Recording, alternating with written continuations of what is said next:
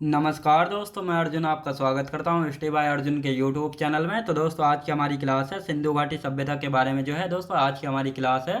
तो दोस्तों, वीडियो को अंत तक जरूर देखना ताकि सभी क्वेश्चन जो है आपको आसानी से याद हो जाएं। साथ ही दोस्तों, अगर आप हमारे चैनल पर पहली बार आएँ तो हमारे चैनल को भी सब्सक्राइब कर लीजिएगा, साथ ही बेल आइकन को प्रेस कर लीजिएगा ताकि हमारे आने वाले वीडियो का नोटिफिकेशन जो है आप तक पहुँचता रहे। तो चलिए दोस्तों, वीडियो को स्टार्ट करते हैं। यानी आज की क्लास जो है आज की हमारी सिंधु घाटी की सभ्यता की जो है दूसरी क्लास है। तो यहाँ पर हेडिंग डाल लेते हैं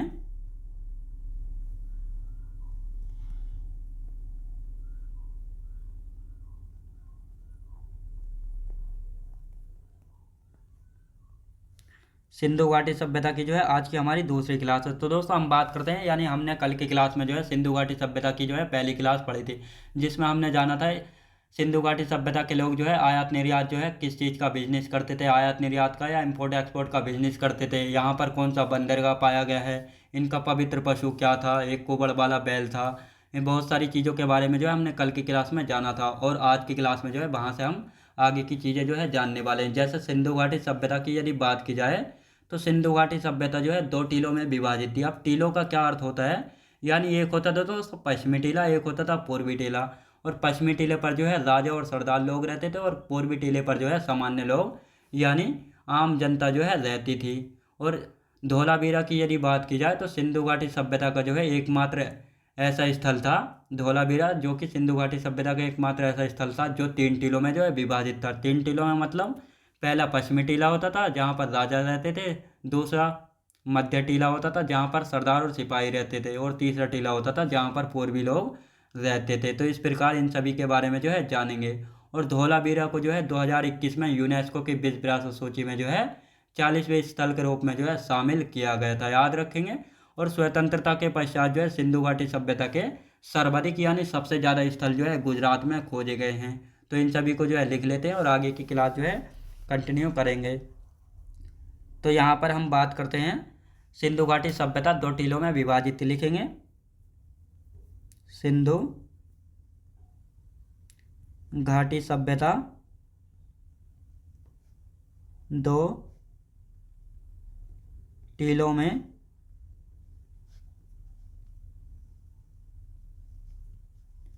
विभाजित थी। तो सिंधु घाटी सभ्यता जो है दो टीलों में विभाजित थी। ये दो टीले कौन कौन से थे यदि बात करते हैं इनकी, तो पहला हो जाता था दोस्तों पश्चिमी टीला, लिखेंगे पश्चिमी टीला। और दूसरा था पूर्वी टीला। पश्चिमी टीले की हम यदि बात करते हैं तो यहाँ पर जो है राजा और सरदार रहते थे, और यहाँ पर बात करते हैं सामान्य लोग रहते थे, सामान्य लोग रहते थे। याद रखें दोस्तों, सिंधु घाटी सभ्यता जो है दो टीलों में विभाजित थी, पश्चिमी टीला और पूर्वी टीला। पश्चिमी टीले पर जो है राजा और सरदार रहते थे, और पूर्वी टीले पर जो है सामान्य जनता जो है रहती थी। याद रखें दोस्तों, सामान्य लोग जो है रहते थे। अब यहाँ पर बात करते हैं धोलावीरा सिंधु घाटी सभ्यता का एकमात्र ऐसा स्थल था जो तीन टीलों में विभाजित था, लिखेंगे धोलावीरा सिंधु घाटी सभ्यता का एकमात्र ऐसा स्थल था जो तीन टीलों में विभाजित था। कौन कौन से तीन टीले थे इन सभी के बारे में जो है यहाँ पर जानेंगे। तो यहाँ पर देखते हैं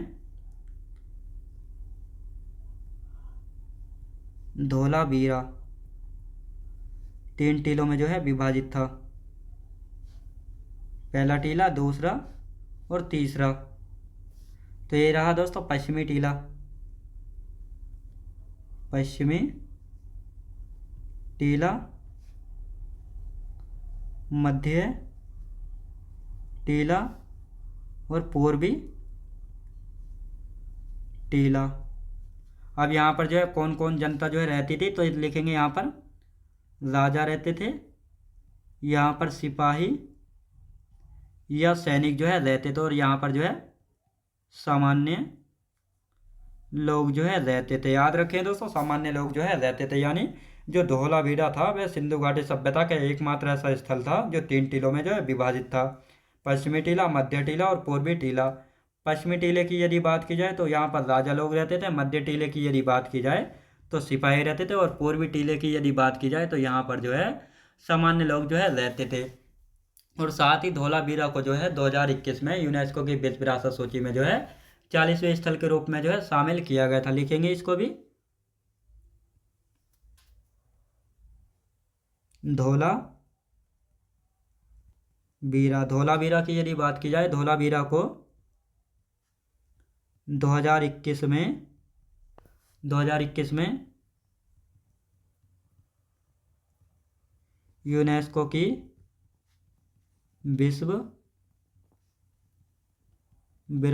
यूनेस्को की विश्व विरासत सूची में 40वें स्थल के रूप में शामिल किया गया था। याद रखें दोस्तों, यानी धोलावीरा को जो है 2021 में यूनेस्को की विश्व विरासत सूची में जो है शामिल किया गया था। और साथ ही यहाँ पर दोस्तों नोट करके लिखेंगे कि स्वतंत्रता के पश्चात सिंधु घाटी सभ्यता के सर्वाधिक स्थल जो है कहाँ पर खोजे गए हैं, तो गुजरात में जो है खोजे गए हैं। तो इसको यहाँ पर जो है नोट करके लिखेंगे, स्वतंत्रता के पश्चात सिंधु घाटी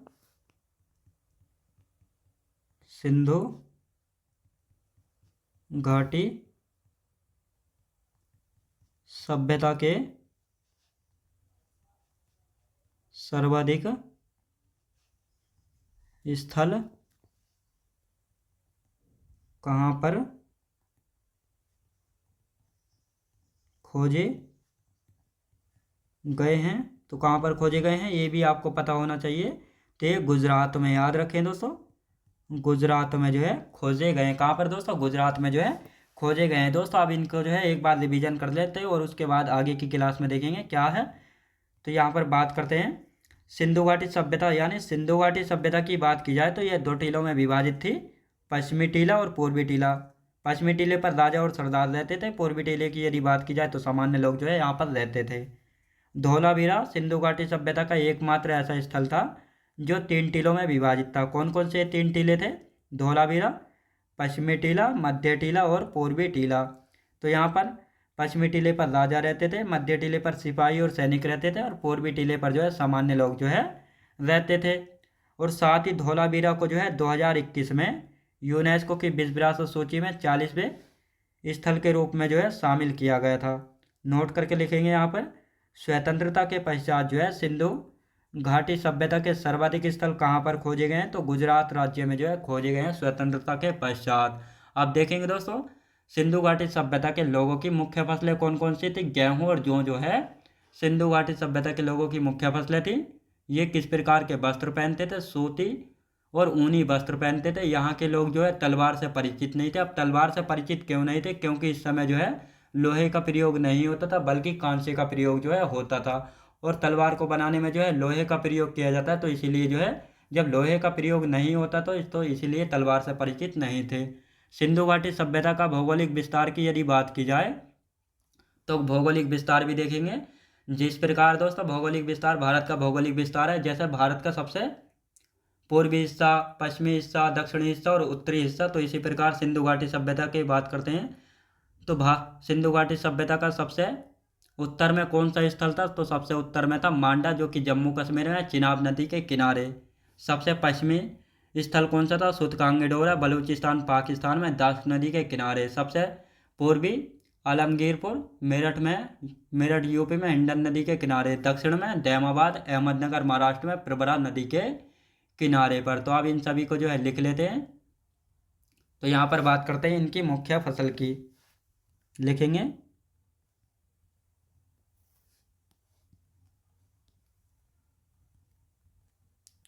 मुख्य फसलें, इनकी जो है मुख्य फसलें कौन कौन सी थी सिंधु घाटी सभ्यता के लोगों की? गेहूं और जौ। गेहूं और जौ जो है इनकी मुख्य फसलें थीं। और यदि बात करते हैं ये वस्त्र कैसे पहनते थे, यानी कपड़े जो है कैसे पहनते थे? सूती व ऊनी। याद रखें दोस्तों, सिंधु घाटी सभ्यता के लोग जो है वस्त्र यानी कपड़े कैसे पहनते थे? ऊनी और सूती वस्त्र जो है पहनते थे। अब यहाँ के लोग जो है तलवार से परिचित नहीं थे, तो लिखेंगे यहाँ के लोग तलवार से परिचित नहीं थे। याद रखें दोस्तों, यहाँ के लोग जो है तलवार से परिचित नहीं थे। ये एक बार जो है क्वेश्चन पूछा जा चुका है कि सिंधु घाटी की सभ्यता के लोग जो है तलवार से परिचित थे या नहीं। तो आपका राइट आंसर होगा सिंधु घाटी सभ्यता के लोग जो है तलवार से परिचित नहीं थे। याद रखेंगे। अब देखेंगे दोस्तों सिंधु घाटी सभ्यता का भौगोलिक विस्तार। सिंधु घाटी सभ्यता का भौगोलिक विस्तार। सिंधु घाटी सभ्यता का भौगोलिक विस्तार की यदि बात की जाए तो यहाँ पर लिखना स्टार्ट करते हैं। तो ये जो है ये वाला हिस्सा हो गया दोस्तों, नॉर्थ, ईस्ट, साउथ और वेस्ट। तो सबसे पहले नॉर्थ से स्टार्ट करते हैं। तो सबसे उत्तरी हिस्सा कौन सा है? तो मांडा। याद रखें दोस्तों, कौन सा है? मांडा। मांडा कहाँ पर पड़ता है? मांडा है दोस्तों जम्मू कश्मीर में, चिनाब नदी के किनारे पर। याद रखें दोस्तों, यानी सिंधु घाटी सभ्यता का सबसे उत्तरी स्थल कौन सा है? मांडा है। अब सबसे पूर्वी की यदि बात करते हैं तो आलमगीरपुर। याद रखेंगे, आलमगीरपुर। आलमगीरपुर की यदि बात की जाए तो कहाँ पे है? मेरठ यूपी में। याद रखें दोस्तों, मेरठ यूपी में है। कहाँ पे है? हिंडन नदी के किनारे। याद रखेंगे, हिंडन नदी के किनारे पर। कहाँ पर दोस्तों? हिंडन नदी के किनारे पर। अब देखते हैं दोस्तों वेस्ट का, देखते हैं सुतकांगे डोर। सुतकांगे डोर की यदि बात की जाए कहाँ पर है? बलूचिस्तान पाकिस्तान में। बलूचिस्तान पाकिस्तान में है। किस नदी के किनारे पर है दोस्तों? नदी की यदि बात की जाए दास्क नदी के किनारे पर है। दास्क नदी के किनारे पर है। अब आते हैं दोस्तों सबसे दक्षिण की बात करते हैं तो दैमाबाद। याद रखें दोस्तों, दैमाबाद की यदि बात करते हैं तो ये कहाँ पे पड़ता है? अहमदनगर महाराष्ट्र में। अहमदनगर महाराष्ट्र में। किस नदी के किनारे पर है दोस्तों? किस नदी के किनारे पर? ये भी आपको जो है याद रखना है। तो ये है प्रवरा नदी के किनारे पर। याद रखेंगे, प्रवरा नदी के किनारे पर। याद रखें दोस्तों कहाँ पर है? प्रवरा नदी के किनारे पर। तो ये जो है सिंधु घाटी सभ्यता का भौगोलिक विस्तार है। यानी सिंधु घाटी सभ्यता का सबसे उत्तरी स्थल मांडा है जम्मू कश्मीर में, चिनाब नदी के किनारे। सिंधु घाटी सभ्यता का सबसे पूर्वी स्थल है आलमगीरपुर, मेरठ यूपी में, हिंडन नदी के किनारे। सिंधु घाटी सभ्यता का सबसे पश्चिमी सुतकांगे डोर, बलूचिस्तान पाकिस्तान में, दास्क नदी के किनारे। सिंधु घाटी सभ्यता का सबसे दक्षिणी दैमाबाद, अहमदनगर महाराष्ट्र में, प्रवरा नदी के किनारे पर। कहाँ पे दोस्तों? प्रवरा नदी के किनारे पर है। तो इसको भी एक बार रिवीजन करेंगे। तो यहाँ से इनकी मुख्य फसलें कौन कौन सी? गेहूं और जौ इनके मुख्य फसलें हैं। वस्त्र कैसे पहनते थे? सूती और ऊनी वस्त्र पहनते थे। यहाँ के लोग जो है तलवार से परिचित नहीं थे।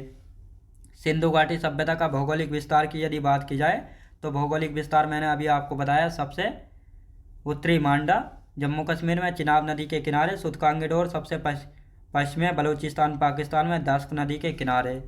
आलमगीरपुर मेरठ यूपी में है, हिंडन नदी के किनारे। सिंधु घाटी सभ्यता का सबसे पूर्वी स्थल है। सबसे दक्षिणी स्थल दैमाबाद है, अहमदनगर महाराष्ट्र में, प्रवरा नदी के किनारे पर है। याद रखेंगे। आप देखेंगे दोस्तों यहाँ पर सिंधु घाटी सभ्यता में जो है मोहरों पर जो है सबसे अधिक एक श्रृंगी पशु का अंकन जो है किया जाता था। अब ये मोहरें जो हैं किस चीज़ की बनी होती थी? सैलखड़ी या मुलायम पत्थर की बनी होती थी। कई प्रकार की, गोलाकार, आयताकार, वर्गाकार, इन सभी की जो है पाई जाती थी। तो इनको जो है लिख लेते हैं पहले, उसके बाद इनको अच्छे से जो है समझेंगे। तो यहाँ पर लिखना स्टार्ट करते हैं।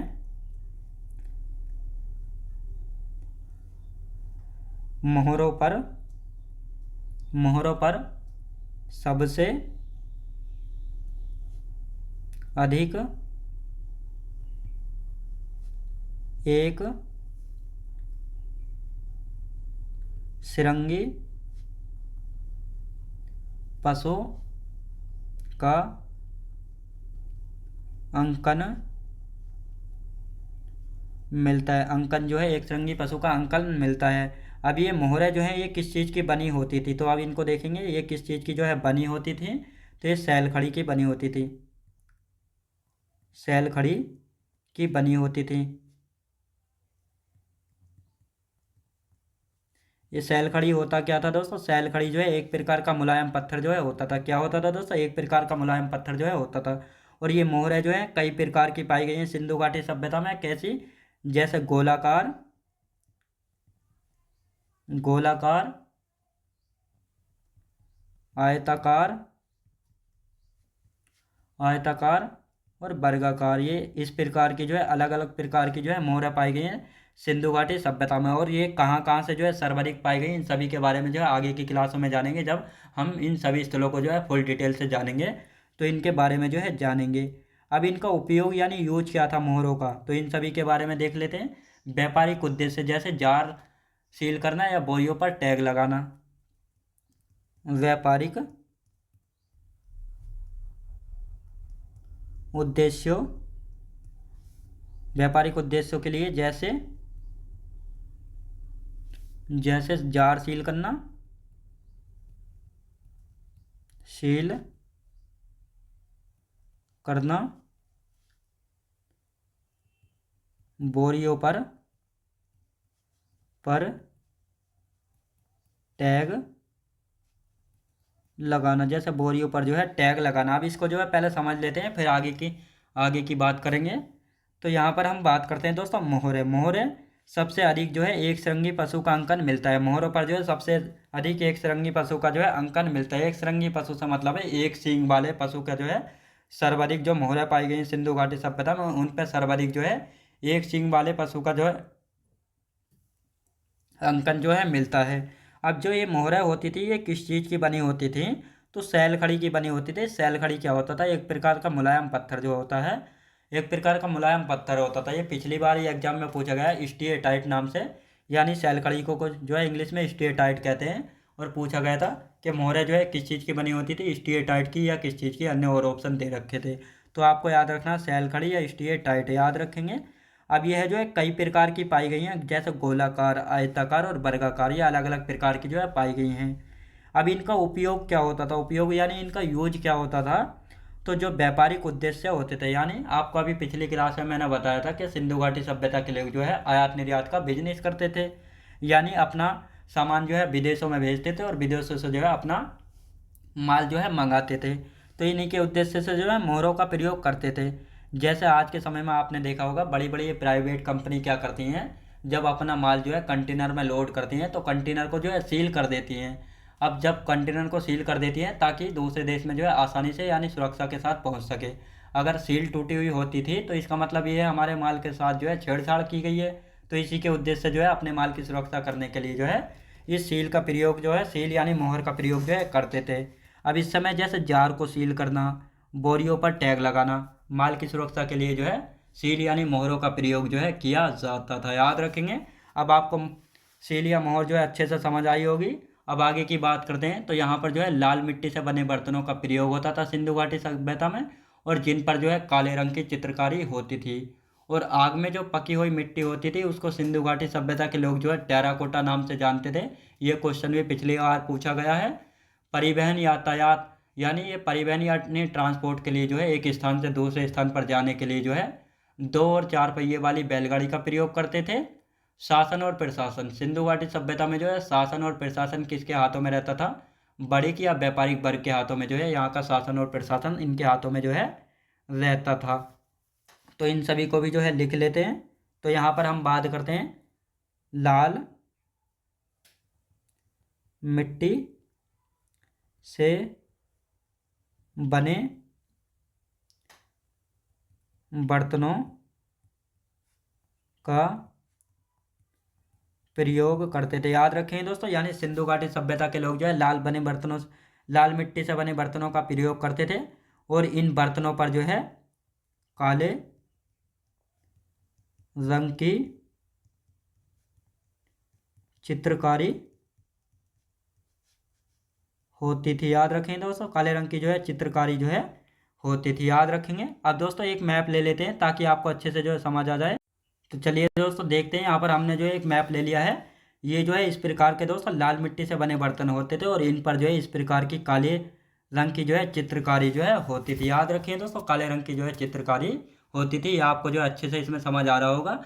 अब यहाँ पर देखते हैं, आग में पकी मिट्टी को जो है टेराकोटा कहते थे। तो ये इसको भी जो है हम यहाँ पर लिखेंगे,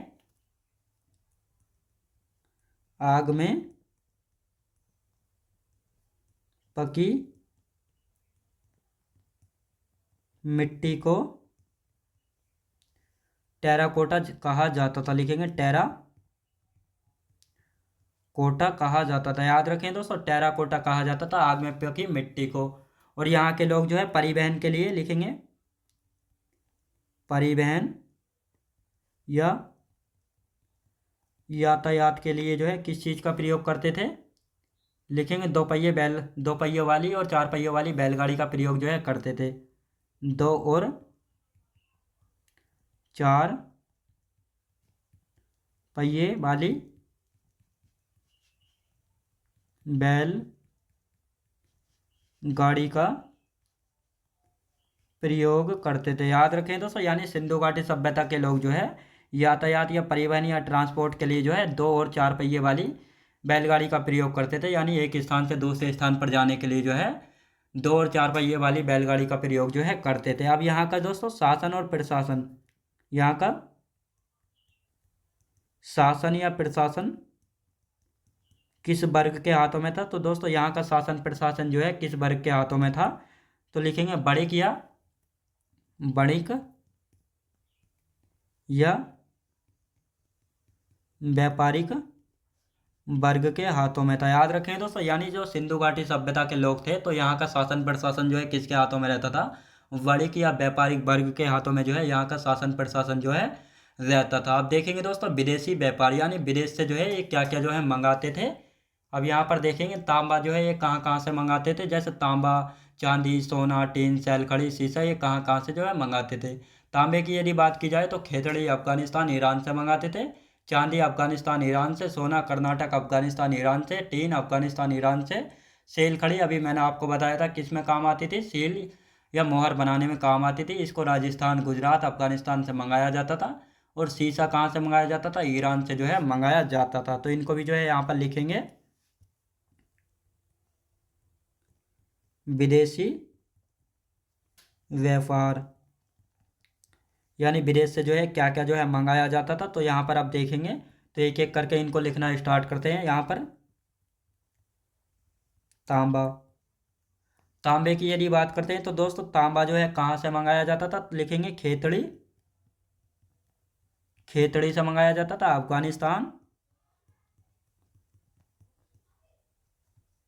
अफगानिस्तान और ईरान से जो है मंगाया जाता था दोस्तों। और कहाँ से मंगाया जाता था, ईरान से जो है मंगाया जाता था। चांदी कहाँ से मंगाई जाती थी, चांदी भी देखेंगे, चांदी कहाँ से मंगाई जाती थी, अफगानिस्तान से।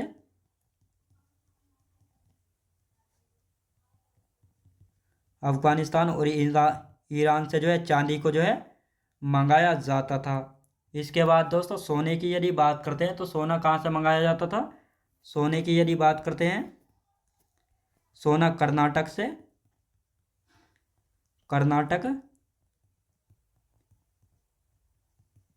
अफगानिस्तान, ईरान, यहाँ से जो है सोना मंगाया जाता था। और यदि बात करते हैं सोने के बाद दोस्तों टीन कहाँ से मंगाया जाता था। टीन की यदि बात करते हैं तो अफगानिस्तान और ईरान से। अफगानिस्तान और ईरान से जो है क्या मंगाया जाता था, ये भी आपको जो है अच्छे से याद होना चाहिए। अफगानिस्तान और ईरान से जो है टीन जो है मंगाया जाता था। सेल खड़ी की यदि बात करते हैं, सेल खड़ी जो है कहाँ से मंगाया जाता था, राजस्थान, गुजरात, अफगानिस्तान से। राजस्थान गुजरात, अफगानिस्तान, यहाँ से जो है दोस्तों क्या मंगाया जाता था, यह तो यहाँ से मंगाया जाता था सेल खड़ी। यदि शीशे की बात करते हैं तो दोस्तों शीशा यानी लेड कहाँ से मंगाया जाता था, शीशा मंगाया जाता था ईरान से। याद रखें दोस्तों, शीशा कहाँ से मंगाया जाता था, तो शीशा जो है ईरान से जो है मंगाया जाता था। इसका एक बार फिर रिवीजन करेंगे।